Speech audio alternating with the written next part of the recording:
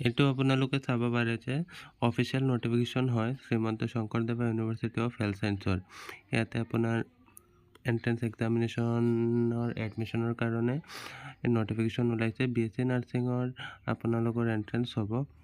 এইটো অফিচিয়েল নটিফিকেশ্যনটো আপোনালোকে ভালকৈ চাই ল'ব। ইয়াতে ডেটটো দিছে, এপ্লাই ডেটটো 23 এপ্ৰিল 2025 পৰা 22 মে 2025লৈকে। তাৰ ভিতৰত এপ্লিকেশ্যনটো কৰি ল'ব।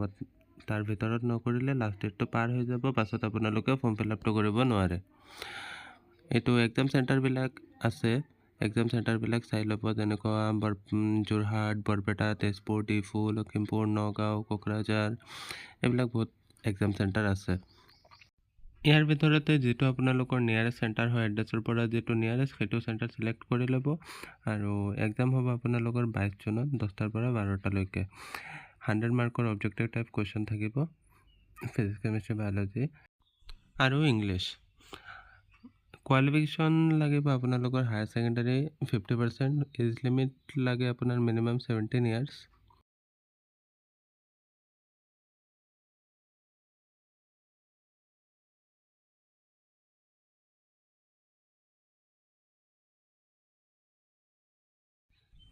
এনেকুৱা এডভাৰটাইজত গোটেই ডিটেইলছবোৰ দিয়া আছে, আপোনালোকে চাই ল'ব ভালকৈ। মই থুলমূলকৈ ইম্পৰ্টেণ্টবিলাক জনাই দিছোঁ আপোনালোকক। এতিয়া অনলাইন এপ্লিকেশ্যনটো কেনেকুৱা কৰিব, ফৰ্ম ফিল আপটো কেনেকুৱা কৰিব, সেইটো আমি চাই লওঁ। এইটো অফিচিয়েল ৱেবছাইট হয়, লিংকটো মই আপোনালোকক ডেছক্ৰিপশ্যনত দি দিম। যদি আগৰ পৰা কৰিছে লগ ইন কৰি দিব, আৰু যদি কৰা নাই তেনেহ'লে এপ্লিকেশ্যন ফৰ্মত ক্লিক কৰিব নতুনকৈ ফিল আপ কৰিবৰ কাৰণে। মই এইটোত ক্লিক কৰিলোঁ এপ্লিকেশ্যন ফৰ্মত। সেইটো নেক্সট কৰি দিব, এই ডিটেইলছবোৰ চাই ল'ব। ভিডিঅ'ত আগবঢ়াৰ আগে যদি আপোনালোক মোৰ চেনেলত নতুনকৈ ভিডিঅ'বোৰ চাই আছে তেনেহ'লে ছাবস্ক্ৰাইব বাটনটো ক্লিক কৰি ল'ব। ছাবস্ক্ৰাইব কৰিব, লাইক কৰিব আৰু বেলেগকো শ্বেয়াৰ কৰিব। ছাবস্ক্ৰাইব কৰিলে আপোনালোকৰো ভাল হ'ব। এনেকুৱা ভিডিঅ' মই আৰু আনি থাকিম আৰু আপলোড কৰি থাকিম। বেলেগ ইনফৰমেশ্যনো তেনেকুৱা ভিডিঅ'ত পাই থাকিব। এতিয়া বলক ফৰ্ম ফিল আপটো আগবাঢ়ো। এইটো আপোনালোকে নেক্সট কৰি দিব। ইয়াতে ফাৰ্ষ্টত আছে কেণ্ডিডেট নেম ফিল আপ কৰিব। তাৰপাছত ফাদাৰ নেম আছে, ফাদাৰ নেম ফিল আপ কৰিব। মাদাৰ নেমটো দি দিব, ছেক্স জেণ্ডাৰ মেল নে ফিমেল দি দিব। ডেট অফ বাৰ্থ যিটো হয় আপোনালোকৰ ডকুমেণ্টছ মতে, আধাৰ কাৰ্ড या স্কুল চাৰ্টিফিকেট মতে সেইটো দি দিব। তাৰপাছত কাষ্ট আছে, কাষ্টটো ফিল আপ কৰি ল'ব। জেনেৰেল, OBC, SC, ST যিটো হয় সেইটো চিলেক্ট কৰি ল'ব। জেনেৰেল হ'লে জেনেৰেলত EWS আছে, যদি EWS চাৰ্টিফিকেট থাকে তেনেহ'লে ইয়েছ দিব, নাথাকিলে নাই। বাকী এইবিলাক মোৰতো নাই, মই নকৰি দিলোঁ। আপোনালোকৰ থাকিলেতো দিব পাৰে। TGL, XTGL, চাৰ area, NEC quota, physically handicap, যদি আপোনালোকৰ হেণ্ডিকেপ হাত ভৰি কিবা অসুবিধা থাকে ইয়েছ দিব, পাৰ্চেণ্টেজ কিমান হয় দি দিব, নাথাকিলে নাই। নেশ্যনেলিটি ইণ্ডিয়ান দিব, ৰিলিজন হিন্দু, ইছলাম, খ্ৰীষ্টান যিটো হয় দি দিব। ফিজিকেল আইডেণ্টিফিকেশ্যন মাৰ্ক, বডিত কিবা কাট মাৰ্ক বা কিবা বেলেগ কিবা যদি আছে তেনেহ'লে দিব, মোৰ নাই, মই নীল দি দিলোঁ। পাৰ্মানেণ্ট ৰেচিডেণ্ট অফ আছাম এইটো ইয়েছ কৰি দিব। তলত এড্ৰেছ আছে, এড্ৰেছটো ফিল আপ কৰি ল'ব। এতিয়া এড্ৰেছ মই এনেই এটা ফিল আপ কৰি আছোঁ, আপোনালোকৰ যিটো ডকুমেণ্টছ মতে এড্ৰেছ হয় সেইটো ফিল আপ কৰি ল'ব। মই এনেই আপোনালোকক দেখুৱাবৰ কাৰণে এনেই এটা এড্ৰেছ ফিল কৰি আছোঁ। ইয়াতে ফাৰ্ষ্টৰ লাইনত ভিলেজ দি দিব। যদি গাঁৱৰ পৰা বিলং কৰে আপোনালোকে, টাউনৰ হ'লে টাউনৰ এড্ৰেছটো দি দিব। মই ভিলেজটো দিছোঁ। তাৰপাছত পোষ্ট অফিচ দিব, পুলিচ ষ্টেশ্যন দিব, চিটি যিটো হয় সেইটো দি দিব, মই হোজাই দি দিলোঁ। পিনক'ড দি দিব, এৰিয়াৰ পিনক'ড কিমান হয়। ডিষ্ট্ৰিক্ট দি দিব, কোনটো ডিষ্ট্ৰিক্টত বিলং কৰি আছে।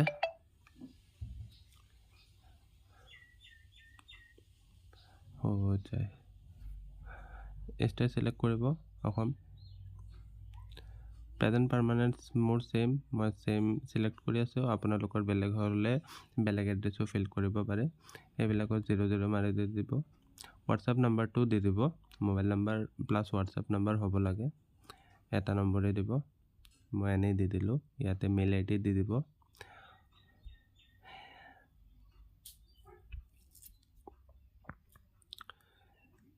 এক্সাম চেণ্টাৰ আপোনালোকৰ এড্ৰেছৰ পৰা নিয়াৰেষ্ট যিটো হয় এইকেইটা গোটেইকেইটা অপশ্যন আছে চাই আছে আপোনালোকে সেইটো যিকোনো এটা চিলেক্ট কৰি ল'ব।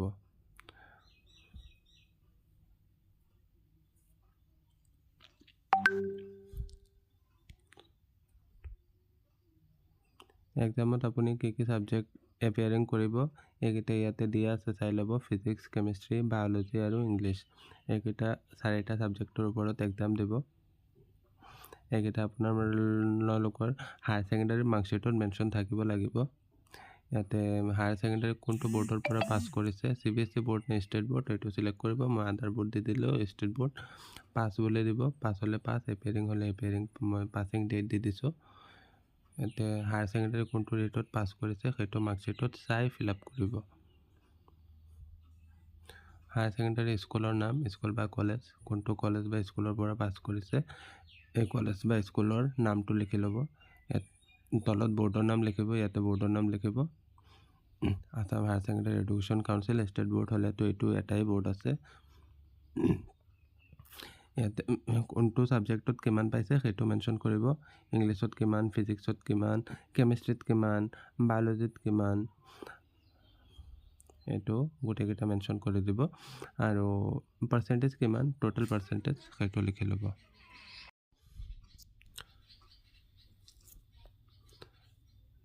তাৰপাছত ফটো আপলোড কৰি ল'ব। ফটোৰ চাইজটো চাই ল'ব। হাইট আছে 250 আৰু ৱাইড আছে দি দিব 200। এইটো আপোনালোকে ফটোৰ চাইজটো বনাই ল'ব। নিজে যিকোনো মোবাইল এপৰ পৰা বনাই ল'ব। যদি নোৱাৰে তেনেহ'লে কম্পিউটাৰ দোকানৰ পৰা বনাই ল'ব। মই এনেই যিকোনো এটা ফটো আপলোড কৰি দিছোঁ, চাইনো এনেই এটা আপলোড কৰি আছোঁ। আপোনালোকে ছিগনেচাৰটো হোৱাইট পেজত মাৰি এইটো স্কেন কৰি এইটো চাইজত বনাই ল'ব। ছিগনেচাৰটো 30 KBৰ ভিতৰত, হাইট দিব 100, ৱাইড দিব 200। এইটো চাইজত বনাই ল'ব।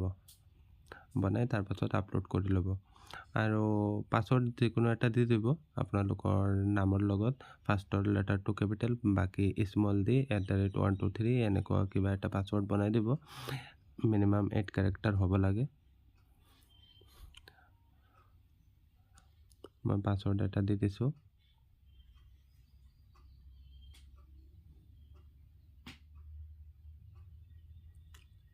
ফিল আপ কমপ্লিট হৈ গ'লে এবাৰ চাই ল'ব ভালকৈ, ৰিভিউ চাই ল'ব। কিবা ভুল হ'লে কাৰেকশ্যন কৰি ল'ব। পাছত কিন্তু কাৰেকশ্যন নহয়, কাৰেকশ্যনৰ অপশ্যন নাপায়। সেইকাৰণে ভালকৈ চাই ফিল আপ কৰিব। এইটো ওপৰত চাব BSc নাৰ্ছিং এটাই অপশ্যন আছে, এইটো BSc নাৰ্ছিং। ছাবমিট হ'লে এপ্লিকেশ্যন নম্বৰ জেনেৰেট হৈ যাব। সেইটো দি আপোনালোকে লগ ইন কৰিব। ইউজাৰ নেমত এপ্লিকেশ্যন নম্বৰ মাৰিব আৰু পাছৱৰ্ডত এই মাত্ৰ যিটো আপোনালোকে পাছৱৰ্ড দিছে ছাবমিট কৰাৰ সময়ত সেইটো মাৰিব, লগ ইন কৰিব। ইয়াতে আপোনালোকৰ ডিটেইলছ ওলাই যাব, ফটো, ছিগনেচাৰ, এপ্লিকেশ্যন নম্বৰ গোটেইকেইটা ওলাই যাব। চাই ল'ব, চাই পে'মেণ্ট কৰিব অনলাইন পে'মেণ্টত। ইয়াতে আপোনালোকৰ আকৌ নাম লিখিব, ফাদাৰ নেম লিখিব, মাদাৰ নেম লিখিব, ডেট অফ বাৰ্থ লিখিব, মেইল ID লিখিব, মোবাইল নম্বৰ লিখিব।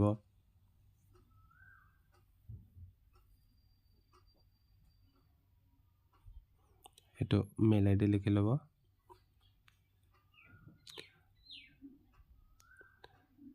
মই এনেই ফিল আপ কৰি আছোঁ। অৰিজিনেল ডিটেইলছবিলাক মই আপোনালোকক দেখাব নোৱাৰোঁ, এইটো চাই ল'ব। পে'মেণ্টটো জেনেৰেল হ'লে জেনেৰেল কাষ্ট দি দিব, 1500 আহিব। EWS হ'লে 1200 আহিব।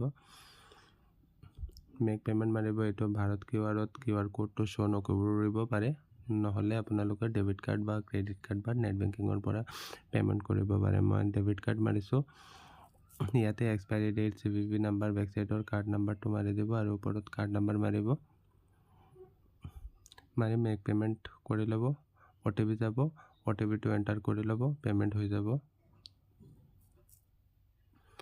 পে'মেণ্টটো হৈ গ'লে ইয়াতে আপোনালোকে চাব এইটো পেণ্ডিং বুলি আহিব, বেংক কনফাৰ্মেশ্যন নট ৰিচিভড। এইটো পে'মেণ্টটো ছাকচেছফুল হওঁতে 3-4 দিনমান সময় লাগে বা এসপ্তাহমানো যাব পাৰে।